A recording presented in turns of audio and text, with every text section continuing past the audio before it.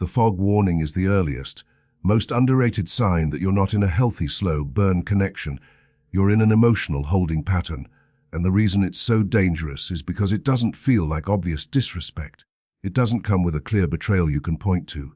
It doesn't always come with harsh words or blatant cheating or open cruelty. It comes with something far more confusing. You feel close enough to be emotionally invested, but never secure enough to feel chosen. You are not fully in, but you're not fully out. You're not rejected, but you're not claimed. You are kept in the gray zone where your nervous system stays active, your heart stays hopeful, and your standards quietly start shrinking to keep the peace. This is how the fog works. The connection gives you periodic warmth, just enough affection, just enough attention to keep your imagination alive. A strong conversation, a sweet late-night message, a tender moment that feels like proof, then a pullback, then silence, then a casual return. And because none of it is extreme enough to label as outright wrong, you start doing what loving people do. You start interpreting. You start giving grace. You start telling yourself they're stressed, scared, busy healing, overwhelmed, not ready. And maybe they are. But the fog doesn't require malicious intent to be harmful. It only requires one thing: that your emotional security is constantly delayed while your emotional investment is constantly requested. In this fog phase, the worst damage doesn't happen to the relationship. It happens to you, because you begin to lose the clean connection between your needs and your self-respect. You start thinking that asking for clarity is pressure. You start thinking that wanting consistent communication is too much. You start thinking that you should be grateful for small crumbs of attention because you've been conditioned to treat stability like a luxury instead of a baseline. The fog makes you feel like you're always one good moment away from security. So you stay longer. You give more. You soften your standards to fit the space they're willing to offer. And this is where an avoidant with rotation energy can quietly hide. Because a rotation dynamic doesn't always need lies, it needs ambiguity. It needs enough closeness to keep you emotionally available, but enough distance to keep their options open. The fog becomes a system that benefits them and exhausts you. It allows them to enjoy connection without commitment, access without accountability, affection without structure. Meanwhile, you are left doing emotional math every day, trying to decode fluctuations that should never require decoding in the first place. The fog also creates a relationship that feels like a test you can never pass. When they're warm, you feel chosen. When they drift, you feel anxious. So your brain starts adjusting your behavior to regain warmth. You become more patient, more understanding, more low maintenance. You might even become quieter about your needs. And suddenly the relationship isn't about mutual growth anymore. It's about you becoming easier to keep. That is the exact moment you should pause. Not because you're wrong for loving, but because love should not require you to reduce your humanity to remain acceptable. Another sign of the fog is how often your gut speaks and your mind tries to silence it. Your gut says, "This is unstable." Your mind says, "Don't overreact." Your gut says, "I don't feel secure." Your mind says, "Maybe I'm asking too much." Your gut says, "Something doesn't add up." Your mind says, "Be patient." And the longer you live in that inner argument, the more you start losing trust in your own instincts. This is why the fog is so emotionally expensive. It doesn't just make you confused about them, it makes you confused about yourself. Healthy, slow love does not create chronic anxiety. It creates increasing safety. There is movement, there is direction, there is consistency that grows as the connection grows. Even when someone is cautious, you still feel progression. You feel that they are building, not stalling. The fog is the opposite. The fog feels like emotional treadmill love. You're putting in effort, you're feeling tired, you're hoping the next step changes everything, but you're not actually arriving anywhere. So the fog warning is not a call to paranoia. It's a call to self-protection. You don't need hard proof to honor your emotional reality. You don't need to catch someone to respect your nervous system. If you are consistently calm and happy and secure, that's data. If you are consistently waiting, doubting, overthinking, and adjusting your standards to keep a connection alive, that's also data. And the most powerful truth you can accept early is this: love shouldn't feel like you're being held in a gray room while your heart keeps paying rent. Because the moment you recognize the fog, you stop trying to earn clarity by over-giving. You stop confusing occasional warmth with real stability. You stop staying loyal to a situation that won't define itself. And that is how you protect your self-worth before the fog turns into a long season of self-abandonment. The perfectly timed inconsistency is the first sign most people miss, because it doesn't look like betrayal, it looks like fear, stress, or emotional complexity. And that's exactly why it keeps good-hearted people trapped. You assume the best, you give patience. You interpret distance as overwhelm rather than strategy. But there is a difference between someone who is inconsistently trying to heal and someone who is inconsistently showing up, because your place in their life is being managed like a rotating slot. Here's how you recognize it. It's not just that they go quiet sometimes. It's when they go quiet at the most revealing moments. They pull back right when closeness starts to deepen, right when you bring up clarity, right when your bond is becoming real enough that it would require them to choose a direction, right when you might naturally expect a relationship to evolve into more consistency, more integration, more certainty. The timing is what makes this different. Because the inconsistency isn't random, it appears to protect their freedom while preserving your emotional investment. Then something else happens that feels almost eerie once you see it clearly. They return exactly when your energy changes, when you stop double texting, when you go quieter, when you start sounding emotionally neutral, when you begin focusing on yourself, when your patience finally turns into peace.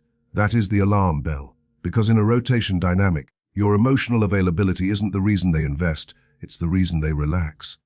As long as you're fully there, they feel no urgency to show up fully. But the moment you start slipping out of their orbit, they reappear with just enough warmth to reset your hope. Not always because they're evil.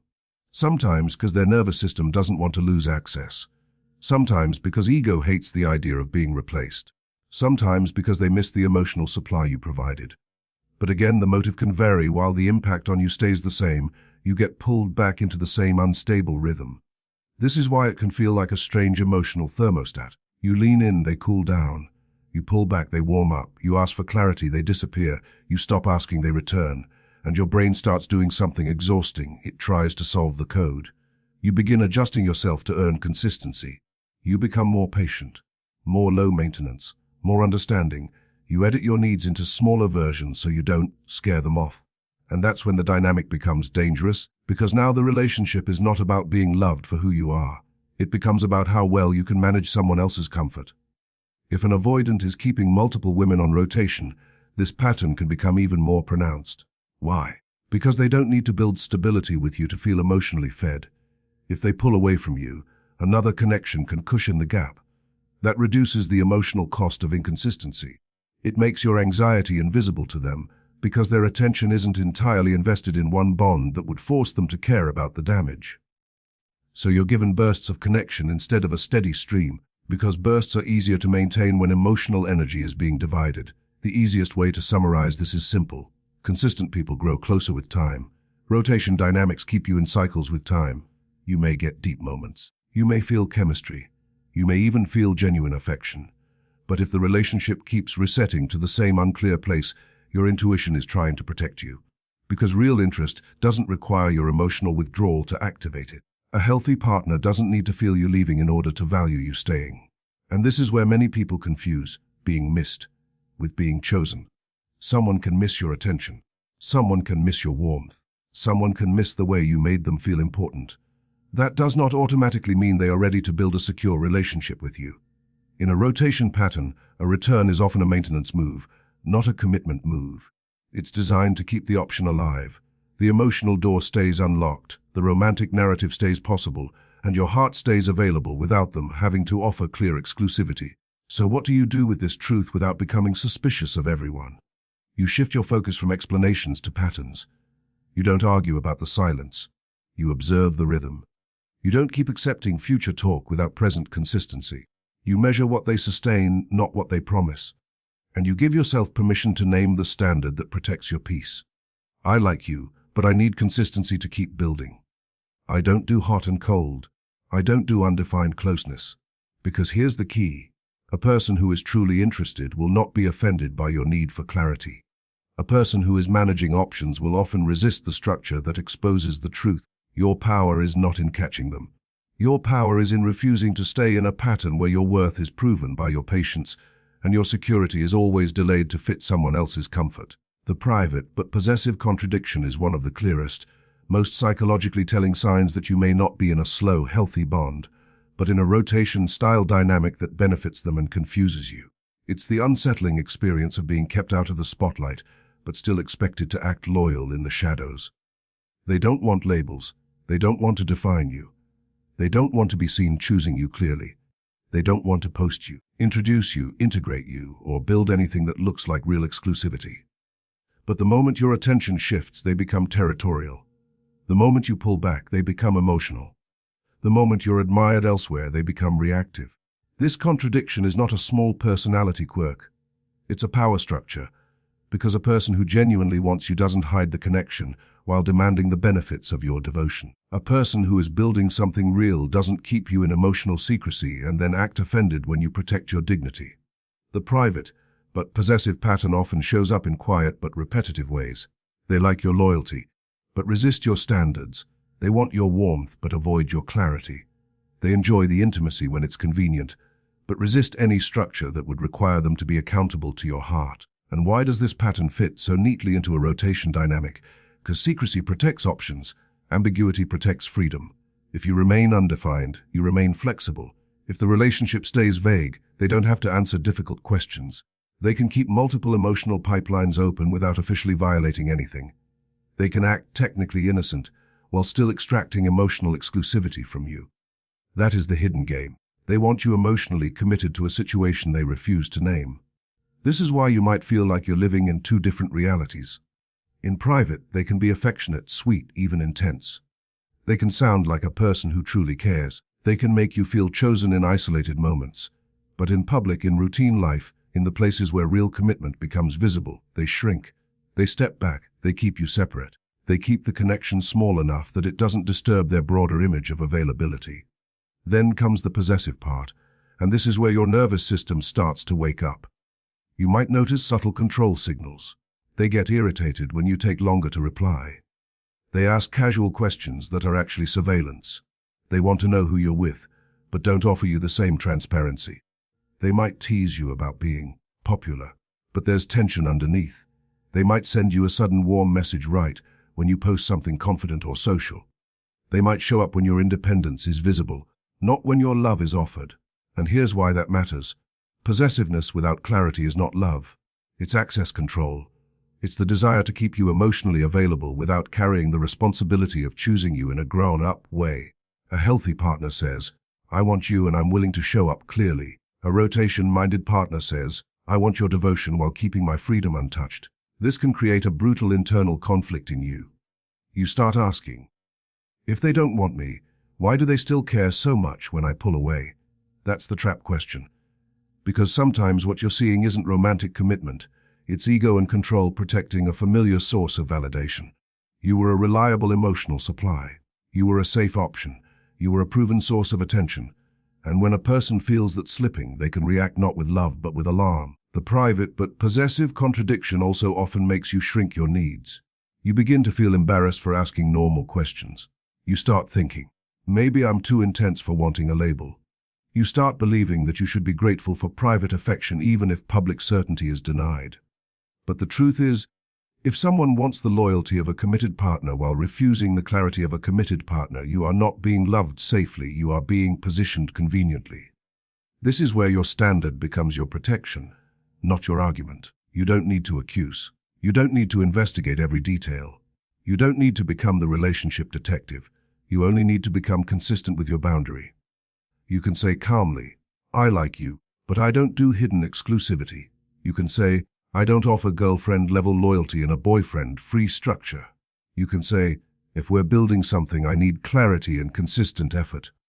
And then you watch what happens. Truth reveals itself quickly at this stage. Someone who truly values you will not punish your standards. They will respect them. Someone who is running a rotation will often resist clarity, delay it, redefine it, or act like your needs are inconvenient. They may try to talk you back into the fog. They may try to frame your boundary as pressure.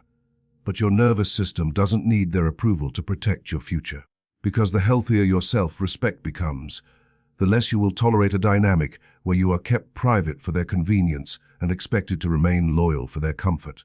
The slot machine texting pattern is one of the most emotionally addictive signs that you're not in a slow, secure connection, but in a dynamic where your nervous system is being trained to survive on uncertainty. It doesn't look like obvious disrespect. It often looks like chemistry. It looks like passion. It looks like they're just complicated. But when you step back and watch the rhythm, you'll see why it can quietly destroy your self-trust. Here's what it feels like. You get an intense burst, a sweet message, a flirty wave of attention, a deep late-night talk where they suddenly sound reflective, almost committed. Your heart inflates, your body relaxes. You think, this is it. This is the version of them I knew was real. And then, without warning, the energy evaporates. Silence, delays, cold replies, no explanation, and you're left holding the emotional whiplash like it's your job to stabilize it. That up and down cycle becomes a slot machine because the reward is unpredictable. And anything unpredictable becomes more psychologically gripping than something steady. Here's the painful truth. Your brain starts to crave the next hit of warmth because the last one felt so good after the drought. You're not addicted to them as a person at that point. You're addicted to the relief they provide when they finally return, and that relief can be mistaken for love. This is how the pattern makes you doubt yourself. You start analyzing your last message, your last tone, your last boundary. You wonder if you were too eager, too calm, too available, too distant. You start making tiny adjustments to your personality to win consistency from someone who is not offering it as a baseline. You stop saying what you need clearly because you don't want to scare them off. You become careful with your own honesty. And that is where the relationship quietly turns into an audition. Now zoom in on why this is so compatible with a rotation dynamic. If someone has multiple women feeding different emotional needs, their attention to you can come in waves.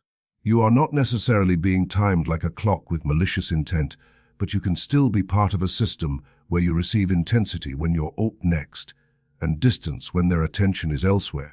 That turns your bond into a schedule you don't control. You're not being steadily pursued. You're being periodically activated. And the reason this is so hard to confront is that the warm bursts can be real in the moment. They might genuinely enjoy you. They might genuinely feel drawn to you. But real feelings are not the same as real structure. Someone can feel emotionally alive with you on a Tuesday night and still avoid building a stable relationship with you for months. The system doesn't collapse because the warmth is fake. The system collapses because the warmth is not anchored to consistency. The slot machine pattern also keeps you emotionally invested through hope that never becomes proof. Every return feels like a reset button. It gets you to forget the last disappearances. It gets you to treat the relationship like it's starting fresh each time. The moment they become sweet again, your mind starts rewriting the pain into optimism. You say, maybe they've changed. Maybe they finally realized. Maybe this time will be different. But what you're often seeing is not growth. It's a cycle sustaining itself. A healthy relationship doesn't require your nervous system to become a detective. You shouldn't have to decode silence like a language. You shouldn't have to earn basic consistency by being more low maintenance than your heart naturally is. You shouldn't have to feel grateful that they replied like replying is intimacy. Because intimacy is not a text. Intimacy is reliability. This is where your body becomes your best truth teller. If you notice you're checking your phone more than you're checking your peace.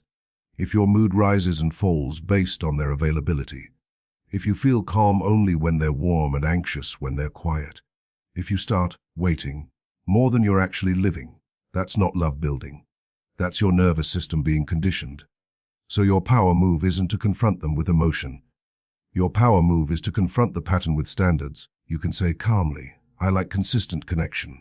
Hot and cold doesn't work for me. You can say, I don't do relationships that reset every time someone disappears. You can say, I need steady communication if we're building something. And then you watch what happens. Because someone who is genuinely invested won't be threatened by structure. They won't shame you for wanting reliability. They won't call your standard pressure. They'll meet you with effort that doesn't require your silence to activate it. The slot machine pattern survives when you keep rewarding the bursts. It weakens when you stop confusing intensity with security. You don't need to be harsh. You just need to be consistent with your self-respect. Because love that is real does not arrive in random jackpots. It arrives in steady, predictable care that makes your heart feel safe enough to rest. The romantic waiting room is one of the most emotionally expensive places you can live in a connection because it doesn't feel like a clear no, and it doesn't feel like a secure yes. It feels like you're always almost there. Almost chosen, almost official, almost safe. You're close enough to get attached, but never close enough to relax. You're not being rejected in a way that frees you, but you're not being claimed in a way that protects you. And that is exactly why this stage can quietly drain your confidence, because a part of you keeps believing the next week, the next date, The next version of them will finally turn ambiguity into commitment. In this dynamic, your role starts to resemble a person waiting for your number to be called. You get invited when it's easy. You get warmth when it's convenient. You get closeness when the moment is quiet and late and low risk for them. But when you naturally expect progression, integration, planning, consistency, you hit a wall. Plans stay vague. Dates are last minute. The relationship exists in a bubble that never expands into real life. You're not meeting important friends. You're not part of routine. You're not woven into their day-to-day world. And when you ask for clarity, they use soft language that sounds mature but keeps you stuck. Let's not rush. I just want to see where this goes. I'm not good with labels. Why does everything need a title? Those phrases can be reasonable in a healthy slow build, but the difference is what happens alongside them. In a genuine slow connection, you still feel direction. You can still measure growth. You still see consistency increasing, effort deepening, and respect for your needs. But in the romantic waiting room, the pace isn't slow, it's stalled. You are given just enough to stay hopeful while the structure of the relationship remains intentionally undefined. That's where the second part of this keynote hits your gut, the feeling that you are competing with ghosts. You might not have concrete proof. You might not have names. You might not even have a single obvious lie. But your body senses that their attention is too easily divided. Their availability feels selective in a way that doesn't match a person who is emotionally invested in one bond. You notice the way they protect their privacy in ways that feel excessive, the way they avoid being seen as tied to anyone, the way they react when you ask simple questions that a progressing relationship should naturally answer. And the most telling sign is not even what they hide. It's what they make you feel for asking. In a ghost competition dynamic, your desire for basic emotional safety gets reframed as insecurity. Your request for consistency gets labeled as pressure. Your need for clarity gets treated like a personality flaw. That's when you should pause. Because a person truly building something with you doesn't shame you for wanting to know where you stand. They don't punish your standards. They don't ask you to mute yourself, respect to keep the connection comfortable. This is why the waiting room and the ghost competition often go hand in hand. If someone is keeping multiple women on rotation, the waiting room becomes the perfect environment. It allows them to preserve options while extracting loyalty. They can enjoy your emotional investment without committing to exclusivity. They can remain technically free, while still receiving girlfriend-level care. And you end up in a confusing trade where your heart gives stability to something that refuses to stabilize you. Now here's the painful psychological trap inside this stage. The longer you wait, the harder it becomes to leave, because hope becomes a sunk cost. You tell yourself, I've already invested so much. You remember the good flashes. You replay the sweet moments. You hold on to the version of them that showed up at their best. And when they give you a small burst of warmth, it resets your patience again. That cycle is not love growing, it's hope being reactivated. You might also notice yourself changing in ways you don't like. You become more cautious. You become more strategic. You start posting things to get a reaction. You start minimizing what you need. You start feeling anxious before asking a simple question because you don't want to trigger distance. And that is the cost most people overlook. You are not just waiting for a relationship to define itself. You are slowly reshaping yourself to remain acceptable in a structure that doesn't fully honor you. So the way you break this stage is not by hunting for evidence. It's by honoring your internal data. If you feel consistently tense, unclear, and emotionally suspended, that matters. If you feel like you must earn basic security through patience and silence, that matters. If you are being kept close enough to stay attached but far enough to stay optional, that is not a healthy foundation for love. Your power here is simple and calm. You set a standard that changes the air in the room. You don't accuse. You don't beg. You don't over-explain. You say, I like you and I'm not available for undefined exclusivity. You say, I need consistency and direction if we're building something. And then you watch their reaction. Because someone who truly wants you won't fear clarity. Someone who is protecting a rotation will resist it. And in that moment, the waiting room ends. Not because you got a confession, but because you chose yourself out loud with your actions. The final power standard is the cleanest protection you can give your heart when you suspect you're being kept in a rotation. Because it doesn't require proof, drama, surveillance, or a courtroom-level argument. It requires one calm sentence that turns the lights on.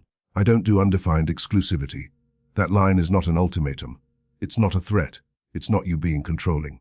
It's you refusing to participate in an emotional structure that benefits their freedom while costing your peace. Because here's what most people learn too late. A rotation dynamic doesn't survive on lies alone. It survives on your willingness to live in ambiguity. It survives on you being warm enough to stay loyal and patient enough to wait without clarity. It survives on you guessing yourself every time you feel uneasy. It survives on you thinking you must catch them before you have the right to leave.